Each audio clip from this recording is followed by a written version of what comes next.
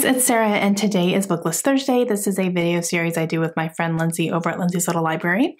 And every Thursday we bring you some sort of list or book topic that we feel like talking about for the week. And today we are going to be talking about spring break reads. That time of year, spring break is happening. Of course, spring break is mostly for the schools, but people are starting to take some trips and do some fun little things. And so we thought it'd be fun to share some recommendations for books that are fun to take on a vacation, even if it's just a short little trip. My kids have spring break next week, starting at the end of next week, actually, into the first week of April.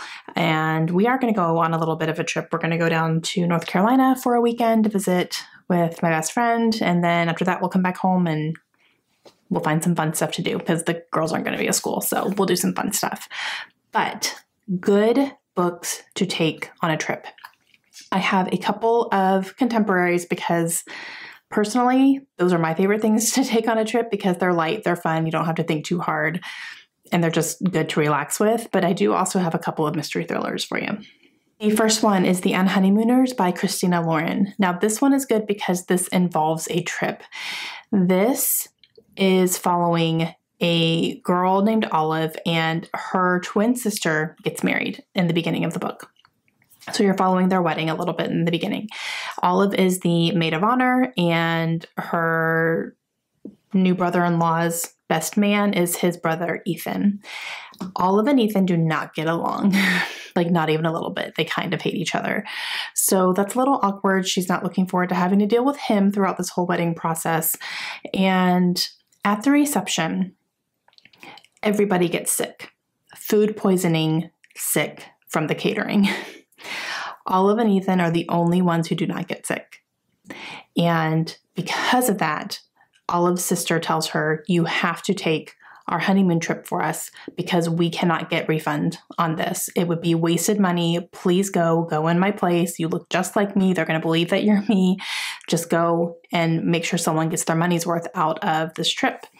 So Olive and Ethan take this trip together and they have to pretend that they are the married couple who are going on this trip because otherwise they would be, flagged for fraud and, accused of stealing and all that stuff. So they have to put up this ruse. And of course, they go there planning to stay as far away from each other as possible. And of course, that's not going to happen. This book was so funny. I laughed my way through it. And the romance was adorable. And just so many different things were happening on this trip. It's great. So definitely a high recommend. It's a great vacation book because it involves a vacation. So the next one I want to recommend is One to Watch by Kate Stayman London. Now this one is fun because it follows a reality show. So it is just completely full of drama. So we are following our main character B, and she is a plus size fashion designer. And she runs a blog that's very popular. And she ends up watching this reality dating show and goes on a very public Twitter rant about how there's not a good variety of representation on this show, including people who are plus sized. And so she goes on this whole thing about it. And that gets a lot of attention. And the producers of the show end up contacting her, asking her to be the next contestant on that show, picking from a pool of men. And she uses this opportunity to make a name for herself. She goes in there completely not planning to fall for anybody. She's not really there to look for love. And of course, we all know how that's going to turn out. And it was just so full of drama. I was listening to this book and I was walking around going, no way. Are you serious? Like, it felt like I was watching an episode. It really did. And you're seeing all the behind the scenes stuff too, which I think was so interesting. And I'm wondering how much of that is accurate. I don't really know, but you could kind of easily see that kind of stuff being accurate. So it was really good. I really enjoyed it. And I don't even like dating shows. I don't watch The Bachelor. I don't watch any of that stuff, but I really enjoyed this book. And I like books that are set on reality show. Like, I don't know why, because I don't watch them personally. So I guess that's how I'm getting it, but it's a lot of fun. The third one I want to recommend is another one that's good to take on vacation because this one involves vacations, and that is People We Meet on Vacation by Emily Henry. This follows two people who are best friends, and they formed a really strong bond in college. And ever since then, they have taken one trip over the summer together, and it has to do with the female's job. She's like a travel blogger or a travel writer. So she literally has to take these trips to write up articles about the area that she's going to. So she ends up taking him along, and they just have made a huge tradition out of it. And they've always been just strictly friends, like nothing else has been happening until one time something does happen and it completely ruins their friendship.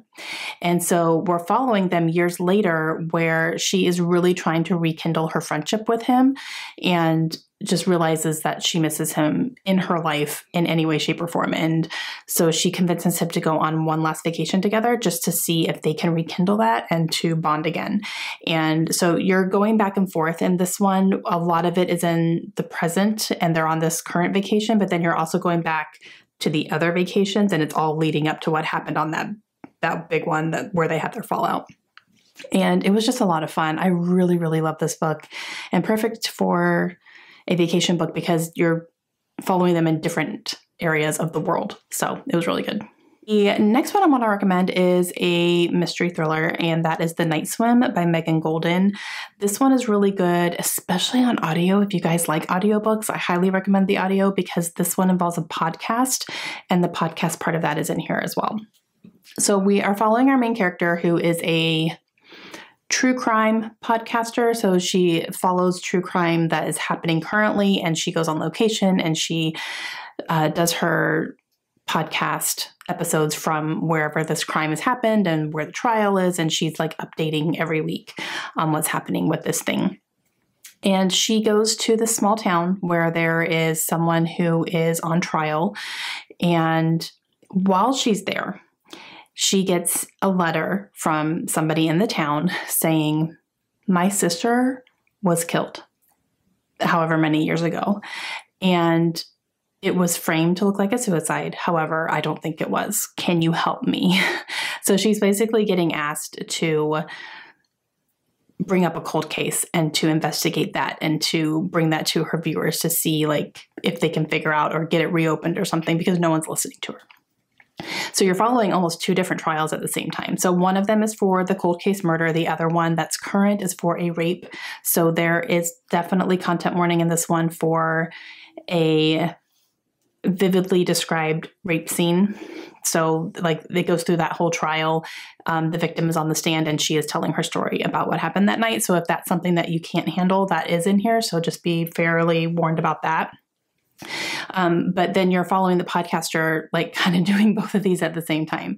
So it was really good. I listened to that one pretty quickly. I'm sure like reading it in print would be just fine too. But definitely having that podcast element is really interesting. And then just the fact that there's two different things happening at one time, just it keeps you turning the pages. The last one I want to recommend is another kind of mystery thriller, and that is The Last Mrs. Parrish by Liv Constantine. This one is following a toxic friendship. So we're following this couple who is very rich and they are very well off. The husband is some big shot in some sort of corporation somewhere, and his wife is, staying home with the kids and running all these things and doing all this philanthropy and doing all that stuff. They're very, very well off. And then enter in a new woman who has moved to the town recently, and she pretty much inserts herself into this couple's life in any way that she can.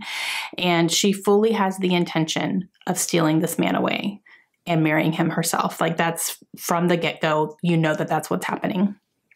And so you're watching this happen because she's inserting herself into their lives. She is becoming friends with his wife.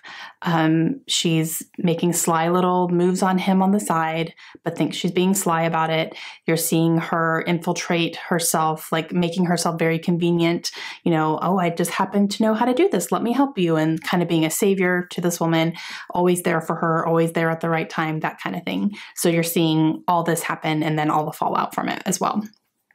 This one was juicy, and that's why I think it would be a good vacation book, because definitely toxic friendships and just seeing what's really going on behind your back is just crazy. So yeah, I really enjoyed that book.